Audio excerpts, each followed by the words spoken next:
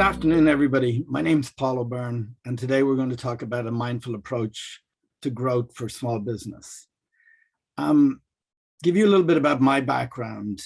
I spent 25 years in corporate roles as a senior HR leader at Microsoft. During that time, I had the opportunity to grow businesses from 6 or 7 people to much larger organizations. I did this in Ireland, where I'm originally from, the UK, China, India, and in the United States. Today, I run my own small business where we work with many organizations in helping create more sustainable organizations by working through with their leaderships and teams, especially as they're scaling up and growing. So I'm very excited to be here with you all today to talk about a mindful approach to growth for small business. So I'd like you to ponder on the question, why is adding employees and investing in the business a critical decision all business owners face? And so what we want to do is learn to balance growth using a simple 3-step process. So we're going to talk about this 3-step process, which will help you think about growth in a mindful way. In relation to questions, please feel free to submit questions in the chat. We will have some time at the end for questions. Also, we have a booth set up for people who'd like to go deeper on any of the topics that come up today, or if they have any specific questions that they would like to address. So 1, you can submit questions in the chat. 2, we will have time after the presentation for questions.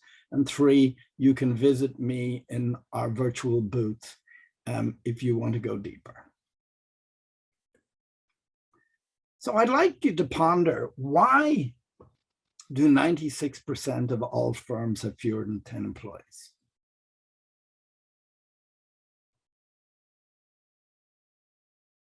Well, one of the reasons is the decision to grow is not an easy one. I know this myself. For many years, it was me and a business manager, and it's only in recent years that I took the decision that I'd really like to grow my business and add some new people to the organization. But the decision to grow is not an easy one.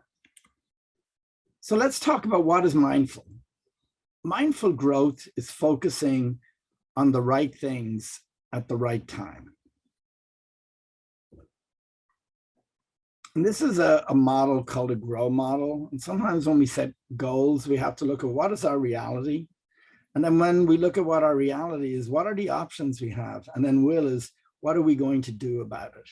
So the GROW as an acronym, it can help you sort of think about what are some of the things you might want to think about in terms of growth. But we're going to try and break that down into a 3-step process. And so the first process is, or the first stage is called, step in the process is called understanding my stage of growth. The second is the gates of focus. And the third is the non-negotiable rules. So we're going to explore growth through these 3 different steps. So step 1, understanding my stage of growth. And when we talk about my stage of growth, what does it mean? Well, in order to understand that a little bit more, I want you to become familiar with an individual called James Fisher. And James Fisher, he went out and studied many, many different businesses, from very small businesses from 1 to 10 to right up to about 500 people. And in his research and analysis, he found that as company grows, the complexity increases. And the complexity that he found that causes most of the challenge is in the addition of new people into the organization. So Fisher then came up with a model around that at different stages of growth, that different organizations have some of the same predictable, challenging issues. And so he wrote a book called Navigating the growth curve, or 9 fundamentals that build a profit-driven, people-centered, growth-smart company. We do have it as a resource, a link to a resource in at the end of the presentation. So if people would like to explore James Fisher's book, and it's written almost like a story, and it's actually done almost like a detective story about an individual who is learning about a different company, but he brings a kind of interesting twist to it.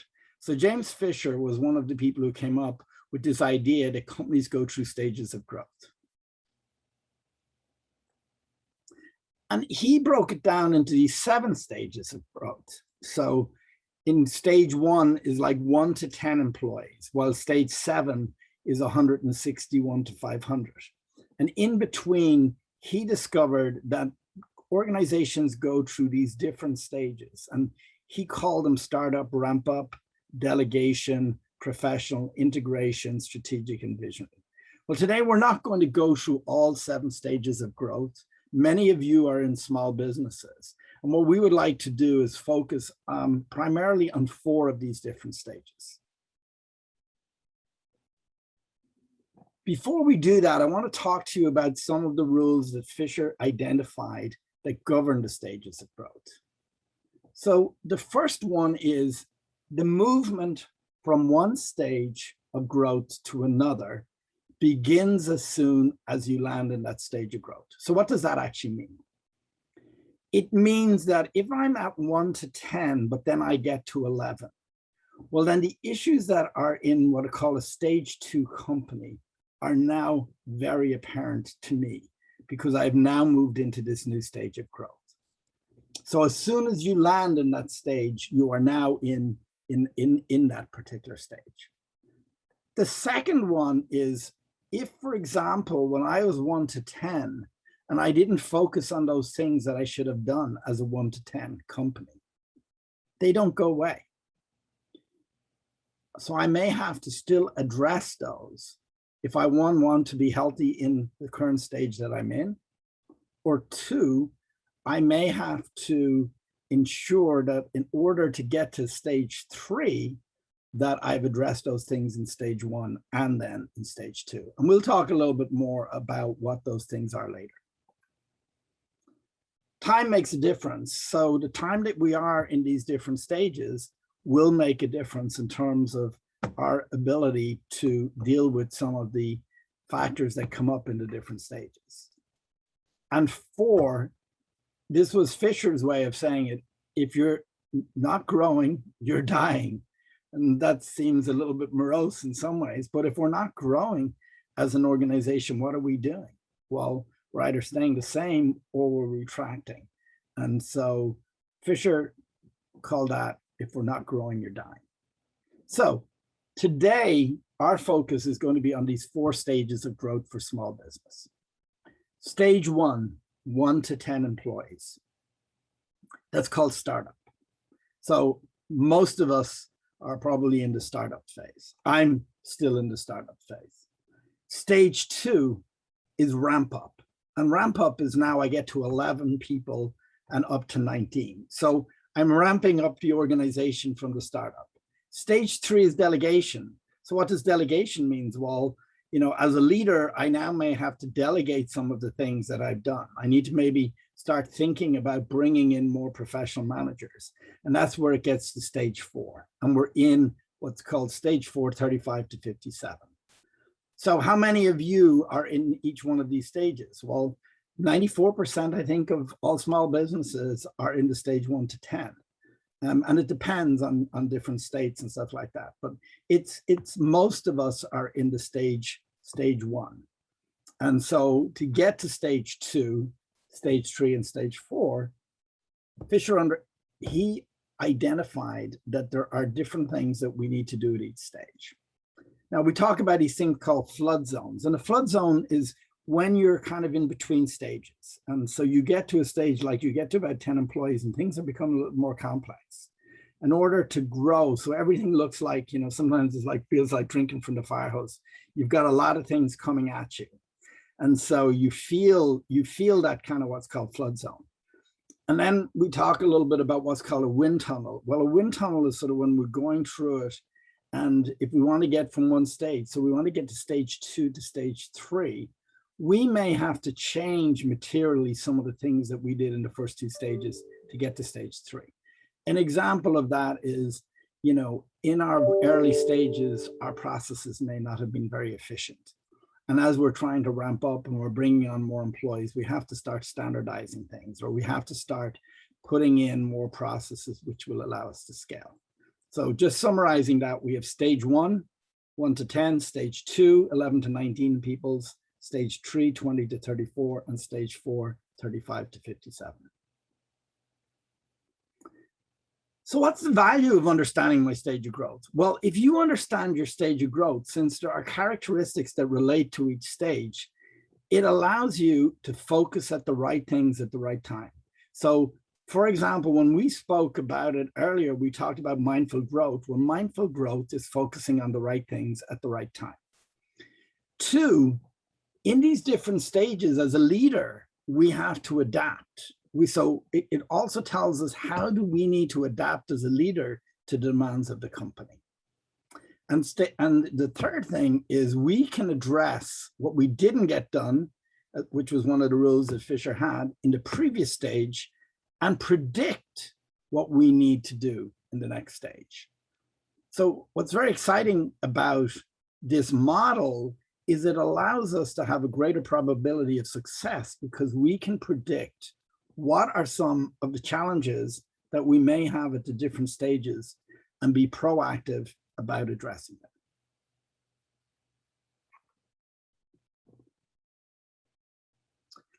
Okay, so let's just identify, what does that mean? So stage 1 is startup. You've 1 to 10 employees. It's very CEO centric. The CEO is the person who may have had the vision for either the product, for the service, but we're still trying to figure it out. It feels pretty chaotic. I know for me, I go from chaos to order. Cash flow is a top challenge. I have to ensure that if I don't manage cash, then I can't invest. And if I invest in too heavy and I don't have enough cash, then I have to look at other sources of how I'm going to get cash. When I'm looking at people, I'm looking for people who have the ability to work in this type of environment, to work in this organization. I'm looking at both skill and fit, but I'm also looking at fit. Are you a person, am I hiring people who can survive in this early stage type up? And then I'm looking for, what are the skills that I need for these people to be able to help me move forward? That's called stage 1 startup. Stage 2 ramp up is about 11 to 19 employees. This is very CEO centric again, but our focus is not just survival, but we're now looking, how can we grow? As an owner, we're moving beyond my span of control, your span of control, and we're starting to think about more structured responsibilities. You know, we may be thinking about, okay, we need marketing, or we need to have a little bit more around operations. We may need to bring in some people who are looking at process. Now we're hiring for skills, we're hiring for the job. And so in stage 2 ramp up, you can see that we've moved from beyond the owner's span of control.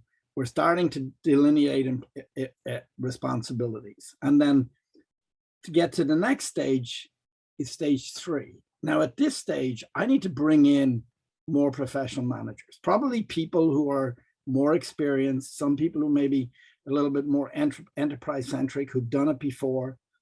As a CEO, you need to start releasing control. Delegation is critical. You've got more staff. Staff buy-in is a challenge. You need to make sure, are you investing in your staff? Are you developing them? Are they clear on their roles and responsibilities? Are they clear on where the organization is going? Are they aligned to the mission and vision of the organization? So it's starting to get a little bit more complex, and you as an individual can't do all the things you used to do. You have to hire professional leaders or managers who are going to be able to do that. And the last stage is that professional. So now you're hiring those professional managers. You're bringing those people who've done that before. You're building confidence. You're starting to build divisions. And now you really have to think about process and systems. And so the things that got you where you are today may not get you where you need to go in the future. So these are the 4 stages. 1, startup. 2, ramp up. 3, delegation. And 4, professional. And so this brings you up to 50 employees, which is the definition of small business in this conference and across across the United States. As we use 50 below is considered those as small businesses. Now, we talked about this 3 steps. Second step is now what's called gates of focus. So let's explore gates of focus. So there's 3 gates of focus. And what gates of focus, going back to mindful growth, this allows us to focus on 3 particular areas at each of these different stages. So the first we focus on is profit. Can we predict growth by maximizing and anticipating profit and revenue? Can we predict capacity issues? Are we doing around protecting our cash to be able to invest? The next gate is called people. Are we building competency and innovation through the development of ourselves and our people? As a CEO, at the early stage, one of the things I have to think about is, am I, as a leader, got the right skills? Do I need support or help in that? So in the first stage, a lot of it is about the leader and maybe the small team they have around them. And, I have found that many leaders I talk to and have worked with, sometimes they don't know what they don't know. So it's important at any stage as a leader, am I doing some reflection on me and where is my development? And then how am I developing my people? The third gate of focus is then called process. And this is around scaling by allowing me to transform complexity through systems and processes. So now we have these 3 gates of focus. So let's put it together. We now look at these 3 gates of focus. The reason why these are helpful is because they're a simple way to view our business. We can say, okay, how are we doing our profit gate? How are we doing our people gate? How are we doing our process gate? How many of you as individuals have a scorecard around these type of things?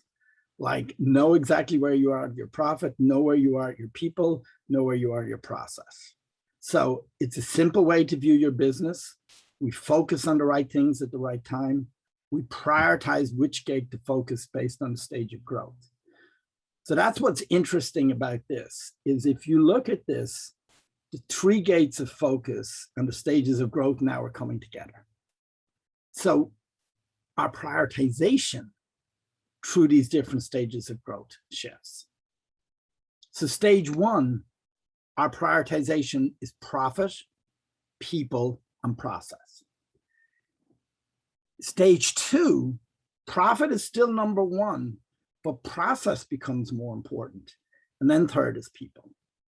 And then stage 3, we have people, profit, and process.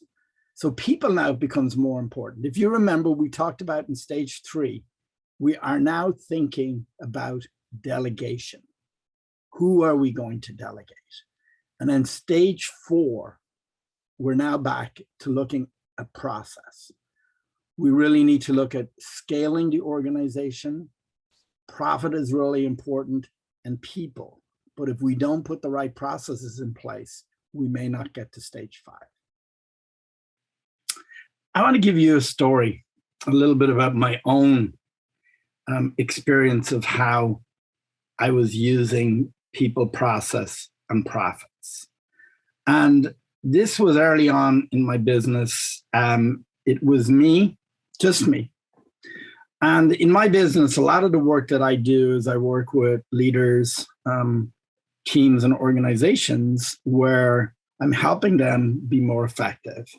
That could be a one-on-one coaching, which I do with many business leaders. It could be working with their leadership teams, or it could also be working with larger groups in their organization.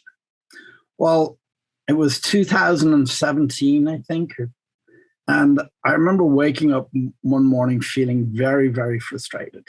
I had a lot of work on.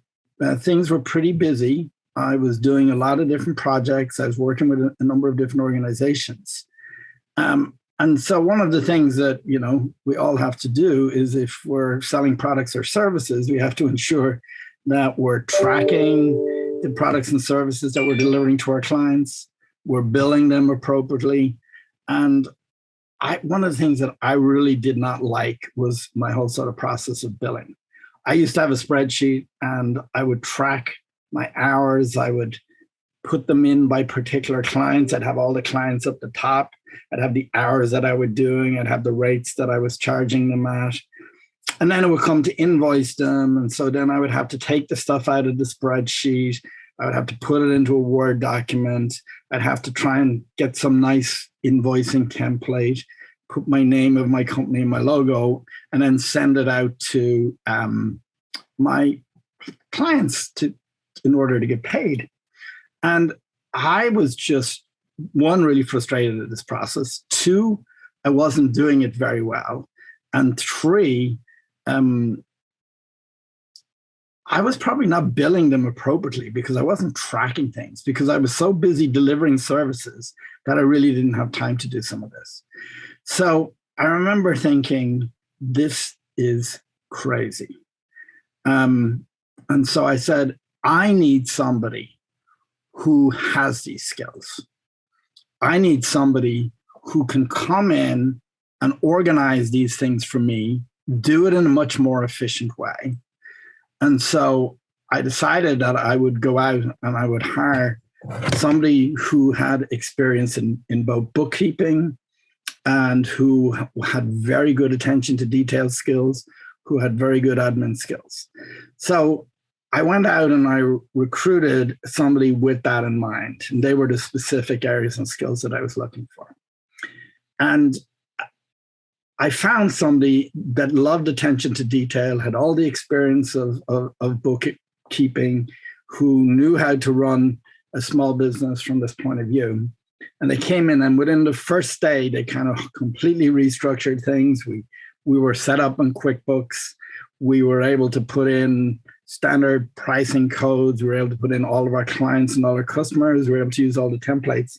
And she basically simplified a process, which, one, I wasn't very good at. Two, was very, very inefficient.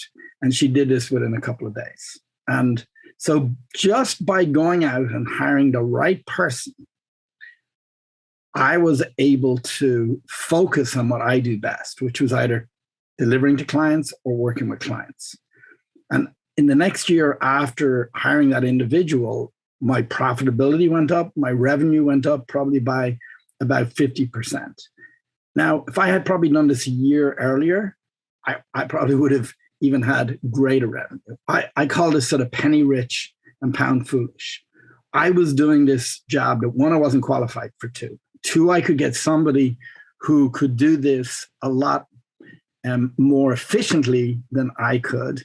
And three, I could focus on the things that I do well. And today, even working with a lot of leaders and people in small businesses, and even some of the colleagues I work with, them, a lot of them do a lot of their own admin stuff, do a lot of their own processes. And again, like me, they're not very efficient, but they think, oh, well, if I have to hire somebody, I have to pay them. But you have to pay them a lot less than you pay yourself. And so I really do believe that this is kind of a mindset that sometimes I know that I had as a small business owner. So I encourage any of you, look at, what are you doing today? What are you doing today that, if you were to look at it through the eyes of people, process, and profit, that if you could either delegate or find somebody who can do that for you, how much it might increase your ability to focus on the right things. So I challenge all of you to think about this. Where are you being penny rich and pound foolish? Now, we talked about in the 3-step process, we have understanding my stage of growth. We have 2, the gates of focus.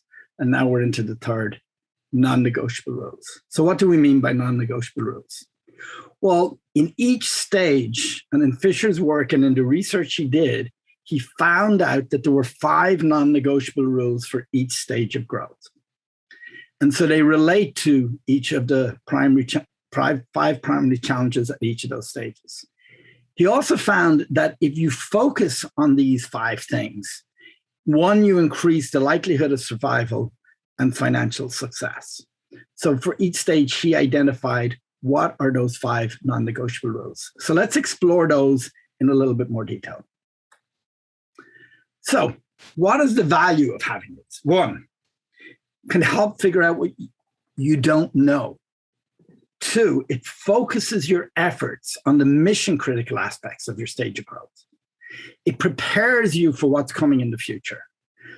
And it provides a rallying point for the entire company. So you, if you're at a stage of growth, you can say, here are the 5 things we all need to focus on. Here are our key priorities if we want to continue to grow, survive at this stage, and get to the next level. So we're going to bring all of this together. We're going to look at what it would look like for a startup company with 1 to 10 employees. And we're going to look at through the gates of focus, the profit, people, and process, and the 5 non-negotiable rules. So let's explore these together. So what do you likely experience? You got 1 to 10 employees. How many of you feel like this? You're the specialist, you're championing a unique product or service. That doesn't matter whether you're a person who has decided that you're going to bake bread and sell it. You're still the specialist. You're providing a service. You're setting up an engineering company, a manufacturing company. So you are now the specialist. You have to champion it. You have to be the expert. You have to understand it. The team has to be dedicated to your vision. The climate, I don't know for you, but for me, it can feel like a roller coaster. Sometimes there's great excitement, and then sometimes there's discouragement. You put a lot of time and effort into maybe focusing on one particular client and things don't work out, or a client changes the decision and it impacts your whole organization. It can be tiring. You're trying to find a business model that builds traction quickly. Also, there's a lot of experimentation.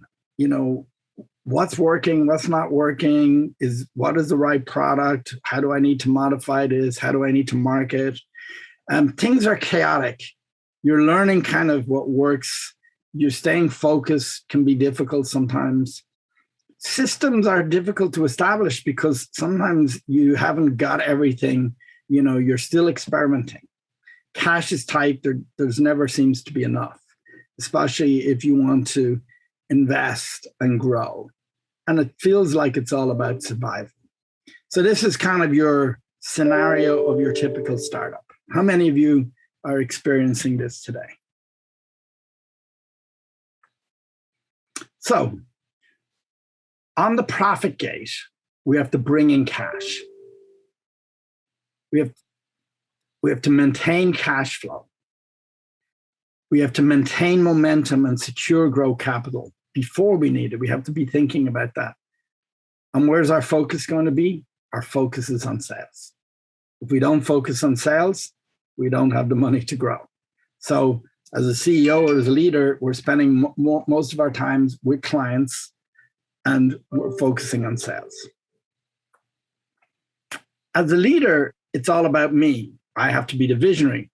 I have to be the manager. I have to be the specialist. So in the people gate, in this first stage, it's all about the leader. Now, one of the things I need to think about, what competencies do I have? Some of the things that are going to make me successful, am I self-confident? Do I have emotional self-awareness? Do I realize the impact I have if I bring other people to work with me? Do I create a positive environment for them? Do I have empathy for others? Do I understand not just it's about me, but also if I bring other people, do I have empathy for my customers? Do I have empathy for my clients? Can I provide inspirational leadership? Can I get people to climb this hill together with me? And then when I bring people, am I developing those people so that they will want to stay and they're going to be aligned to both the vision, what I want to achieve? So in the very first stage, the people gate is all about me, or all about you. Processes, we have to engage in some, startup process. You would have heard a lot today around legal, financial processes, what processes we need that will allow some replication, process for selling. Do we set up like a CRM system? Do we need to do any marketing type of processes? And usually there's quite a bit of inefficiency around our processes because we're still trying to get clarity. We're still getting experimentation. Our rules, as we said, the non-negotiable rules. We want to know our rules. So what are our rules? First rule for stage one is, can I generate, track, and preserve cash? So do you know at any stage how you're doing and what are your indicators? I ask my accounts payable person to literally give me where we are in terms of some of our key indicators, where we are in cash, how much money do we have in the bank, how much money is outstanding from clients, how much money has been billed and not received, how much money still has to be billed, so that I really need to keep a track of these things. Do I have a simple budget? Do I know what I'm spending over the next 8 weeks, and how's that affecting my cash flow? If I want to invest in things, what impact is that going to have? What happens if I invest in things and I'm not getting paid on time? Am I focusing on bringing in cash in an adequate time? Do I have good agreements with my vendors? What type of payments are I on with them? And then am I focused on getting new customers and increasing transaction value so that I can build up that top line revenue? So rule one, generate cash. Am I focusing 80% of my marketing sales on my top 3 offerings? Do I know what are the things that are going to be the most profitable? Do I know the things that if I focus on them are going to have the greatest impact on revenue?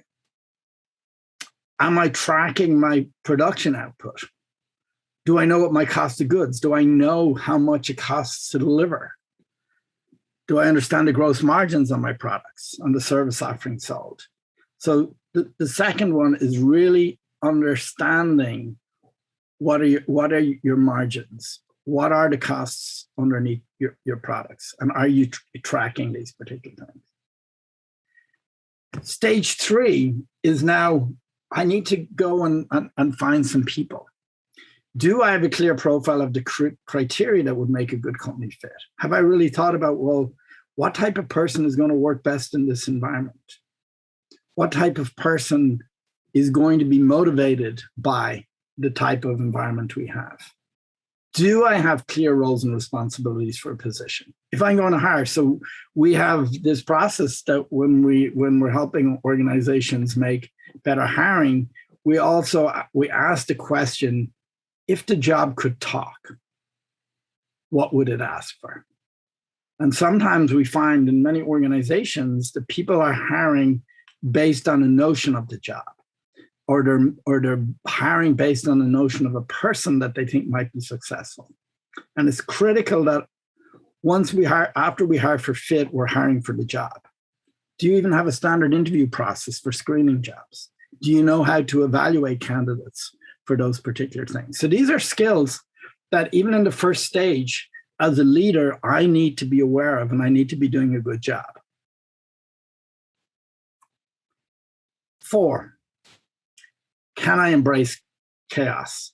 And can I command and inspire the employees? Do I consistently set company priorities and communicate them to their staff? One of the things that I've started to do, which both helps me, but also helps the people who work around me, is every week I send out, here are our top wins that we had this week, and here are our top priorities for next week. And so how many of you are doing that, communicating out to your people what progress you're making and what are your priorities? Do people understand the vision, and are you regularly communicated? Is there clarity? And then have you inspired your team around a clear mission or a clear set of instructions or practical goals to reach? So this is all around sort of embracing chaos, commanding the team, and inspiring the employees. Rule 5, have I established a performance map? Do I have a communication feedback loop? Am I investing in my employees? Do I have performance expectations for these people? Are they clear in terms of what they need to execute or deliver on? When you bring in new people, do you have some sort of onboarding process? Do you have any kind of skill development program to get them up to speed so that they understand your business? And then are you consistently gathering and giving feedback to your people? So these are the 5 rules, what are called non-negotiable rules for a stage 1 business. So we have gone over 3 things today. 1, the stage of growth. Do I understand my stage of growth? 2, do I understand what are the 3 gates of focus? Profit, people, and process. Number 3, do I understand the non-negotiable rules for the stage of growth that I'm at? And how am I executing on them? So this is your 3-step process to mindful growth. Focus on the right things at the right time. So please, if you have questions, as I said, we will now take some time. Before I do, just some resources and acknowledgements. We want to acknowledge the BizFair for bringing this conference together, SCORE and all the SCORE resources that are here for small business. I want to acknowledge Laurie Taylor, who is one of my mentors around what was called the stages of growth. And she has wrote a number of books on each stage of growth. And we are going to put some of these into our resources. So we will send this out to you. You can click on those. And if anybody's really interested in diving down into each stage's growth, Laurie has wrote really nice little booklets. At the booth, we have some resources. We have nice little cards that summarize the 3 stages of focus, the non-negotiable rules, and then just some of the things you might want to be focusing on the leader. So you can pick up some of those cards from us as well. And then we also have more references, James Fisher's book, and we will also have more resources at our booth, so come and visit us there. So thanks for being part of this presentation. We also, if anybody's interested, when they come to the booth, we can give them a link to take what's called the 27 Challenges Survey. 1, it'll help you identify what your stage of growth. It'll help you understand what your pain points are. And then if you need to contact us to explore any unique process to get the transaction, you can reach out to us at our website. So thank you all for your time today. Thank you very much for being part of the Washington Business Fair. And so hopefully we'll see you at our booth, or please reach out to us at our website. Thank you. Bye-bye.